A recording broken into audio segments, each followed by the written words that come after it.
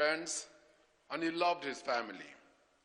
Yet, as a family, we accepted that he gave his life to something bigger than himself, the service of Kenya. In these few minutes, let me share some of the personal traits of our beloved father. He was a man of compassion.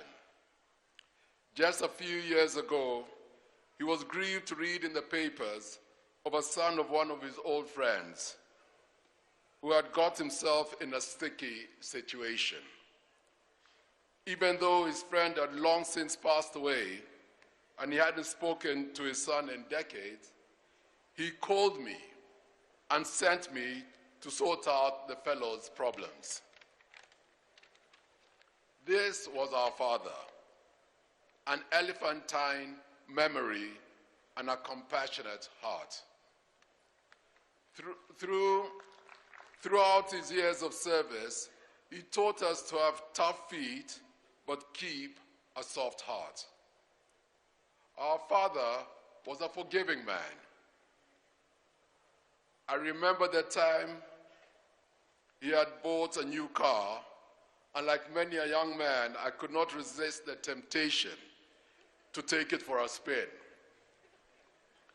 Unfortunately, my driving skills then did not match my enthusiasm, and the new car was shortly no more. Dreading breaking the news to my father, I had the cunning idea to carry a Bible in one hand as I entered his room.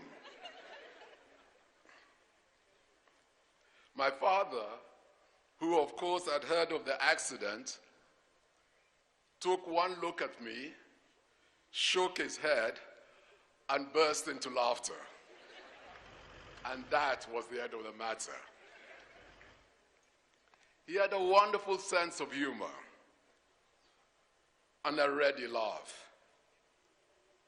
You have heard, of course, of his passion for education for the poor and marginalized, for uplifting women to positions of authority. But little has been said for his love for the environment. I remember seeing him address the United Nations on the ozone hole years before climate change was in vogue. He encouraged tree planting on a national scale decades before carbon footprint became an accepted issue. He was a true environmentalist. And just to recap, when I talk about his humor, there was one love or trait my father had, and that was his love for nyama. Hii mzee alikuwa anapendanga nyama.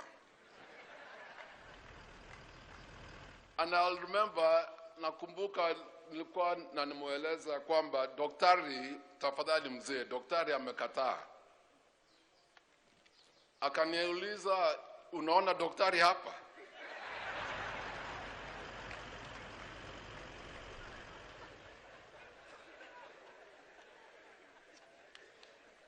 Hakuna kitu alikuwa anakuja katikati yake na nyama. Hasa kwa Kikwetu tunasemanga karasta, yani mbavu. He was a gentleman, not just in the impeccable manner that in his dress or the way he dressed, but in his attitude. His word was his bond. He valued loyalty and decency. He taught us to always try to do the right thing.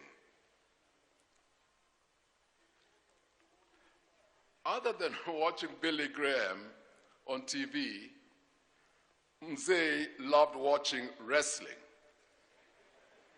and was one of Big Daddy's ardent fans. He dislikes laziness, and he had no time for dishonesty or deceit.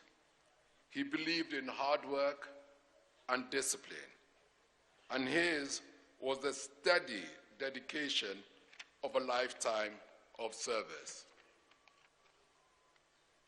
He dared to be great, and through toil, discipline, courage, and sacrifice, he spent his life in service of the country he loved.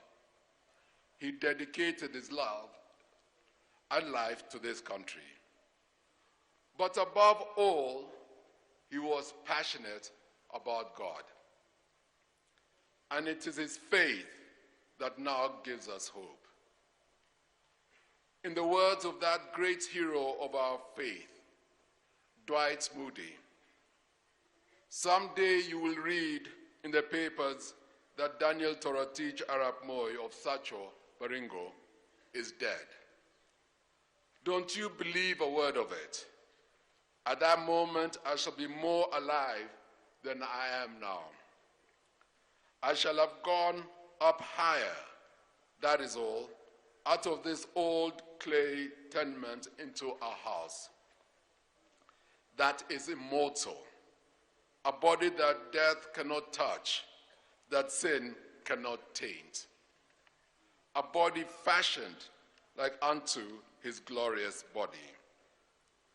I was born in the flesh in 1924. I was born in the spirit in 1936. That which is born of the flesh may die. That which is born of the spirit will live forever.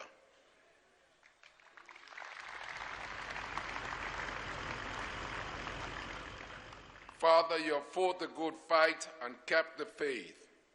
We will miss you. Kenya will miss you. Thank you.